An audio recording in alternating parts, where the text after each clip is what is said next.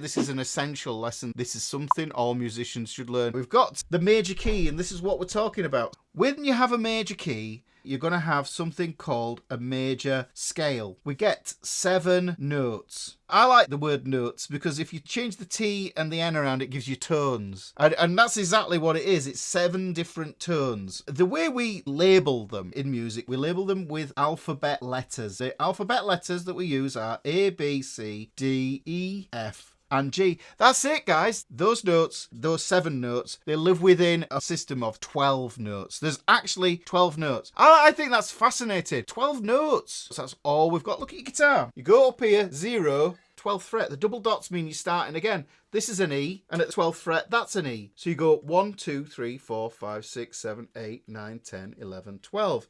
Each of those 12 notes can be a starting note for a scale. I've put that there. Those are the notes that we have looking at it from a musical alphabet perspective. Let me flesh these out a little bit so I can show you those 12 notes. We go like this. We go A, B, C, D, E, F, G, A, B. Now what happens is we get in-between notes, but some of them, they don't have the in-between notes. B and C, these notes are next to each other. These are what's called a half step apart. And then we've got another one that does it. E and F, that's another half step. What I've got here is I've got this keyboard. It's not plugged in for sound. You won't be able to hear it. We've got C. This is the note C. Then we get D here, E, F, G, A, B, and then we get C here. Then what happens is it all starts again. The thing to notice with the keyboard is that we get a group of 2 black notes here and then a group of 3 black notes here. And you'll see that pattern repeats. So there's 3, 2,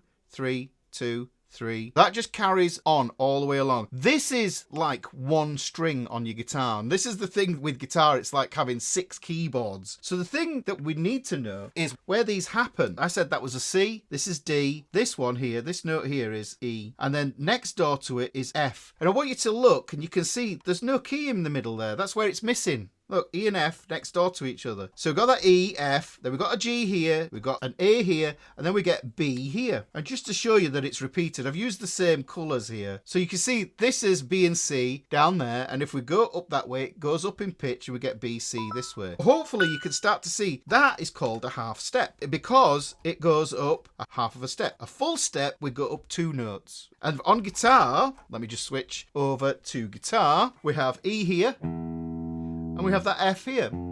It's a little bit harder to see because the keyboard, because it's only one line, it's easier to fit into your head. Now, if you just think of the E string as just one keyboard, then you've got E, F, there. I'm going to skip here. I'm going to go to G. I'm just using those alphabet letters. Remember that musical alphabet went A, B, C, D, E, F, G, and then it goes back to A again. So it goes back to A here. A, and then we go up a step, B, and then C. Look, B and C are just there. Jaws.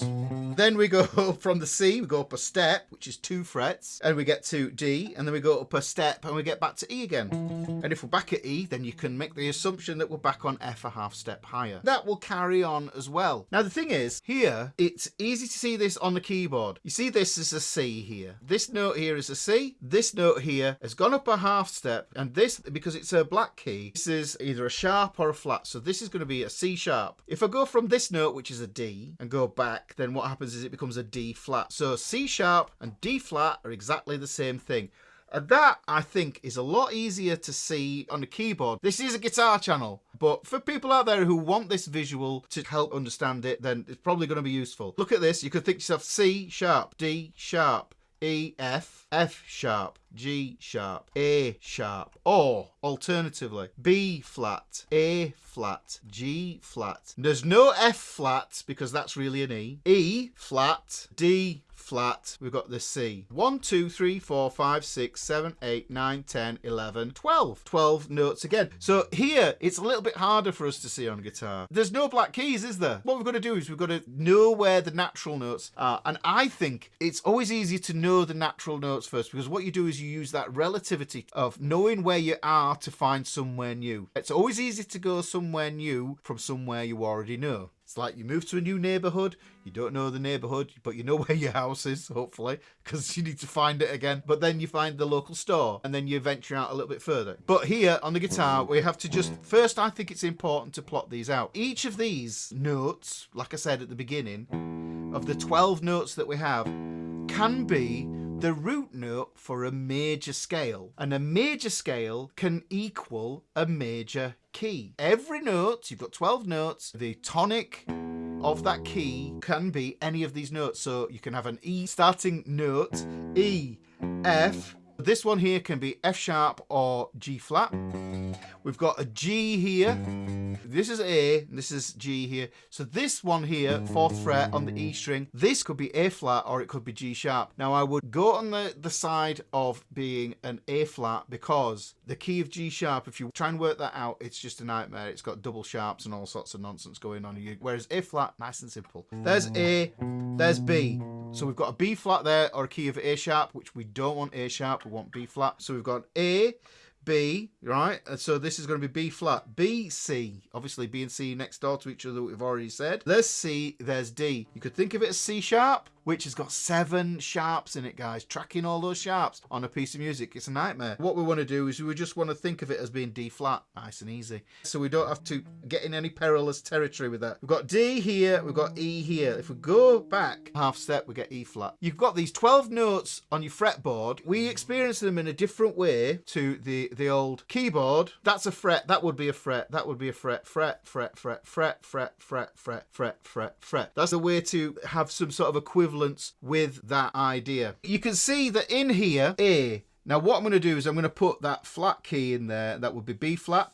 And then here I would have D flat. I wouldn't think C sharp because, like I say, it's a bit tricky. Then we get E flat here. Then we get G flat or F sharp. They're both pretty much the same amount of complexity. I think of that as F sharp and G flat. But this is thinking about key notes, tonics for the key, the note that starts the key. G to A, I'm going to call that one A flat. B is going to go down. That's going to be B flat. Oh, we've already done that. So B flat lives there. If I go like this, I go 1, 2, 3, 4, 5, 6, 7, 8, 9, 10, 11, 12. Then we're back to the A again. It's always going to turn around like that, guys. Some of these keys are way harder than others. And the reason I do C major is because it's got no sharps or flats. We've got those 12 notes. And what we need to do is we need to understand what the heck is a major scale. I've said that it's 7 notes, but what makes those 7 notes so special? And what about the major scale itself? What makes the major scale so special? The major scale is basically, it's the foundation of Western